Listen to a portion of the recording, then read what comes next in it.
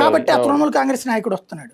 ఎరా రేపటి నుంచి నువ్వు రెవెన్యూ ఇన్స్పెక్టర్, ఈ 4 రోజులు ఎన్నికల సంఘం తరపున పనిచేసేది, తర్వాత చంపేస్తాను కొడుక, బెదిరింపు, లేదా నీ ఉద్యోగం పీకేస్తాం, నీ మీద దొంగ కేసులు పెడతామని చెప్తున్నారు.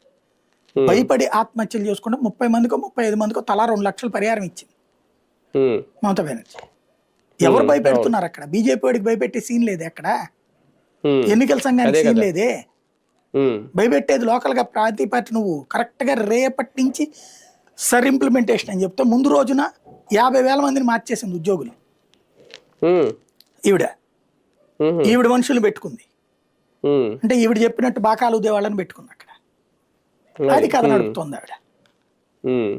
అది అంటే ఇక నుంచి మిగిలిన రాష్ట్రాల్లో ఎక్కడైనా సర్ నిర్వహించాలంటే కేంద్ర బలగాలను రంగంలో దింపి అధికారులు రక్షణ కల్పించి అప్పుడు సర్ ప్రక్రియ కంటిన్యూ చేయాలా? ఆ పరిస్థితి వచ్చేసిందా? అంటే ప్రజెంట్ అయితే అవసరం లేదు. వీళ్ళు కొంతమంది కొన్ని చోట్ల అడుగుతారు. అంటే నేను ఎన్నికల కమిషన్ అందంట కదా, అవసరమైతే కేంద్ర బలగాలను మేము రంగంలో దింపుతాం, అధికారులకు రక్షణ కల్పి. అంటే ఎందుకంటే గ్రౌండ్ లెవెల్లో ఎన్నికల అధికారులు బెదిరిపోతున్నారు కాబట్టి ఒప్పుకోలేదు కోర్టు, సుప్రీంకోర్టు.